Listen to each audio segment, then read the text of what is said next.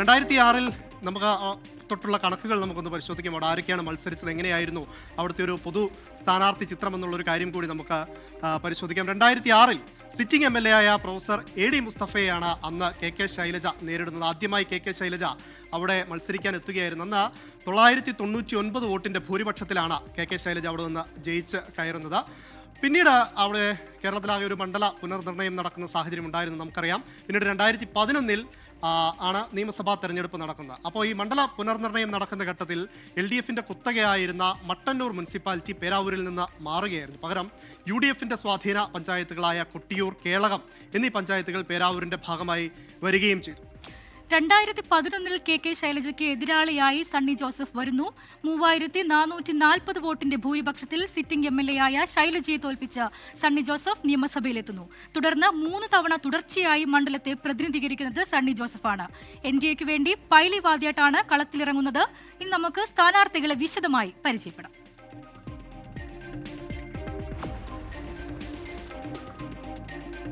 ആദ്യം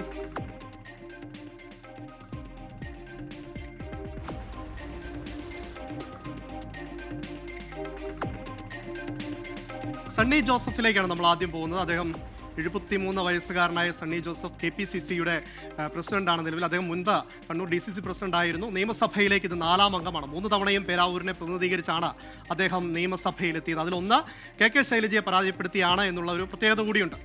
തൊടുപുഴയിലാണ് സണ്ണി ജോസഫിന്റെ ജനനം. അതുപോലെ KSUവിലൂടെയാണ് തുടക്കം. അഭിഭാഷകനാണ്. ഏറ്റവും അനുകൂലമായ ഘടകങ്ങൾ എന്തെല്ലാമെന്ന് നോക്കിക്കഴിഞ്ഞാൽ ശൈലജയെ 2011 തോൽപ്പിച്ചു എന്നുള്ളതാണ്. വളരെയധികം ജനപ്രിയനായ ഒരു നേതാവാണ്. കുടിയേറ്റ കർഷകർക്കിടയിൽ അതീവമായ ഒരു സ്വാധീനം അദ്ദേഹത്തിനുണ്ട്. ഇനി KK ശൈലജയിലേക്ക് വരികയാണെങ്കിൽ 69-കാരിയായ KK ശൈലജ നമുക്ക് പ്രത്യേകം പരിചയപ്പെടുത്തേണ്ട ഒരാൾ പോലുമല്ല. CPIM കേന്ദ്ര കമ്മിറ്റി അംഗമാണ് നിലവിൽ.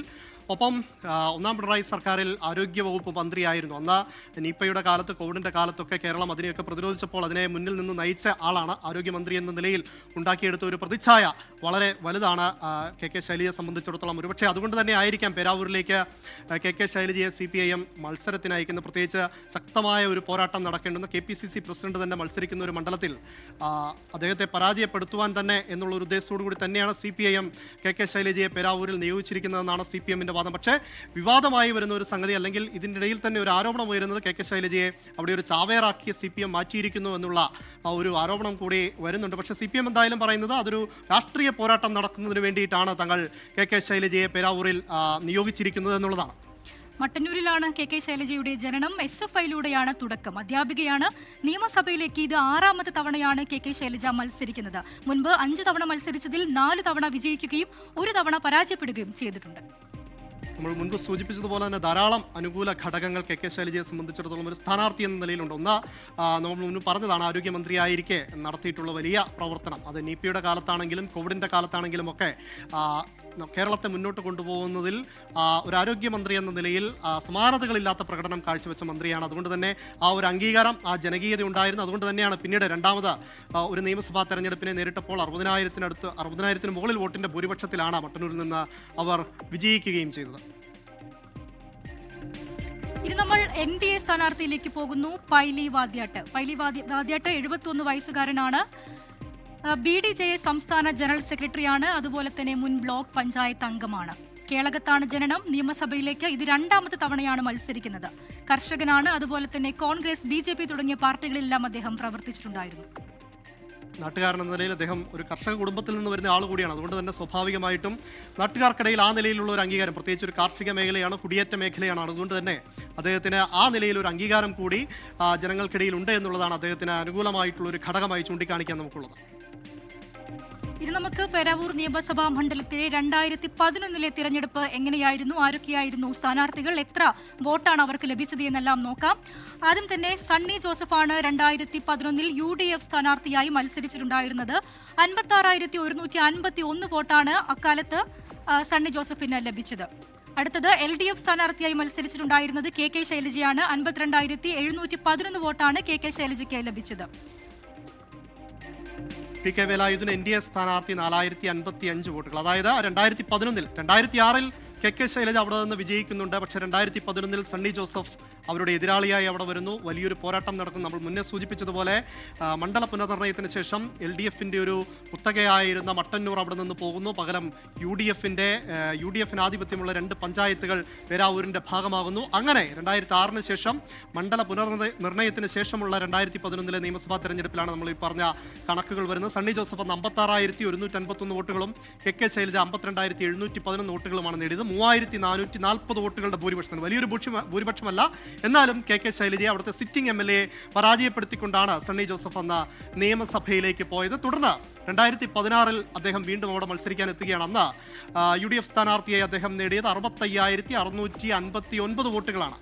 LDF സ്ഥാനാർത്ഥിയായി മത്സരിച്ച് ബിനോയ് കുര്യനായിരുന്നു. അദ്ദേഹത്തിന് 57,670 വോട്ടുകളും നേടുവാൻ സാധിച്ചു. പൈലിവതിയായിട്ട് തന്നെയായിരുന്നു അന്നും NDA സ്ഥാനാർത്ഥി. 9,129 വോട്ടുകളാണ് അദ്ദേഹത്തിന് നേടാനായത്. സണ്ണി ജോസഫ് വീണ്ടും തുടർച്ചയായ 2ാം തവണ പേരാവൂരിൽ നിന്ന് നിയമസഭയിലേക്ക് അങ്ങനെ 7,989 വോട്ടുകളുടെ ഭൂരിപക്ഷത്തിൽ തെരഞ്ഞെടുക്കപ്പെടുകയായിരുന്നു. ഇനി 2021 നിയമസഭാ തെരഞ്ഞെടുപ്പിലേക്ക് വരികയാണെന്നുണ്ടെങ്കിൽ വീണ്ടും UDF സ്ഥാനാർത്ഥിയായിട്ട് വരുന്നത് സണ്ണി ജോസഫാണ്. അന്ന് 66,706 വോട്ടുകളാണ് അദ്ദേഹത്തിന് ലഭിച്ചത്. LDF സ്ഥാനാർത്ഥിയായിട്ടുണ്ടായിരുന്നത് സക്കീർ ഹുസൈനാണ്. 63,534 വോട്ടുകളാണ് അന്ന് അദ്ദേഹം കരസ്ഥമാക്കിയത്. NDAക്ക് വേണ്ടി മത്സരിച്ചത് സ്മിത ജയമോഹനായിരുന്നു. 9,155 വോട്ടുകളാണ് അന്ന് അവർക്ക് നേടാനായത്. 3,172 വോട്ടിന്റെ ഭൂരിപക്ഷത്തിലാണ് അന്ന് സണ്ണി ജോസഫ് വിജയിച്ചത്. അങ്ങനെ 2011 മുതൽ 2021 വരെയുള്ള 3 നിയമസഭാ തെരഞ്ഞെടുപ്പുകൾ നമ്മൾ പരിശോധിച്ചു. അതിലൊരു കാര്യം, ഇതൊരു UDFന്റെ പരമ്പരാഗത മണ്ഡലമാണ്. അവർക്ക് സ്വാധീനമുള്ള, അവർ കൂടുതലായി അവരെ തുണയ്ക്കുന്ന ഒരു മണ്ഡലം എന്ന് പറയുമ്പോഴും 2011 2021 സണ്ണി ജോസഫ് ജയിച്ചിരിക്കുന്നത് നിസ്സാര വോട്ടുകളുടെ ഭൂരിപക്ഷത്തിൽ, അതായത് 3000-ൽ പരം വോട്ടുകൾ മാത്രം നേടിയാണ് അദ്ദേഹം നിയമസഭയിലേക്ക് പോയിട്ടുള്ളത്. അതായത് UDFനെ തുടർച്ചയായി പിന്തുണയ്ക്കുന്നു എന്ന് പറയുമ്പോഴും അത്ര വലിയ ഭൂരിപക്ഷം നൽകി UDF സ്ഥാനാർത്ഥിയെ നിയമസഭയിലേക്ക് അയക്കുന്നവരല്ല പേരാവൂരുകാർ. അതുകൊണ്ട് തന്നെ KK ശൈലജ അവിടെ ഒരു ജനകീയ മുഖമായി മത്സരത്തിനെത്തുമ്പോൾ സ്വാഭാവികമായിട്ടും കരുത്തുറ്റ ഒരു പോരാട്ടം തന്നെ അവിടെ നടക്കുമെന്നുള്ള കാര്യത്തിൽ സംശയമൊന്നുമില്ല. ഇനി നമുക്ക് 2011 നിയമസഭാ തെരഞ്ഞെടുപ്പിലെ വോട്ട് ഷെയർ കൂടി ഒന്ന് പരിശോധിക്കാം. KK ശൈലജ LDFന് വേണ്ടി മത്സരിച്ച KK ശൈലജയുടെ വോട്ട് ഷെയർ 45.12%. സണ്ണി ജോസഫിന്റേത് 48.07%.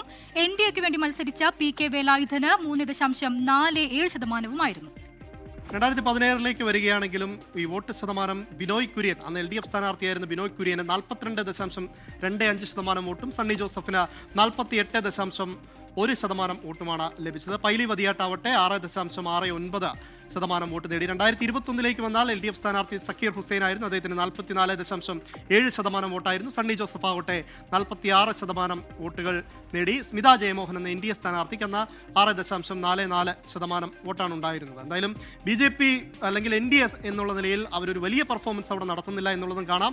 ഇത് നമ്മളിപ്പോൾ സൂചിപ്പിച്ചതുപോലെ പേരാവൂർ UDF അനുകൂല മണ്ഡലം എന്ന് പറയുമ്പോൾ തന്നെയും കാര്യമായ അല്ലെങ്കിൽ വലിയൊരു ഭൂരിപക്ഷത്തിലൊന്നുമല്ല UDF സ്ഥാനാർത്ഥി ഈ കഴിഞ്ഞ 3 തവണയും, സണ്ണി ജോസഫ് തന്നെയാണ് 3 തവണയും നിയമസഭയിലേക്ക് എത്തിയത്.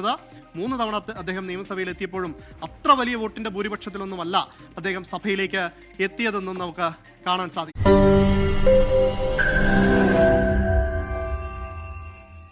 ലോകത്തെവിടെയായാലും ഏത് സമയത്തും 24 വാർത്തകളും ഓഗ്മെന്റഡ് റിയാലിറ്റി പാക്കേജുകളും എക്സ്പ്ലെയിനറുകളും വിശദമായി കാണാൻ ഞങ്ങളുടെ YouTube ചാനൽ നിങ്ങൾക്ക് സബ്സ്ക്രൈബ് ചെയ്യാം.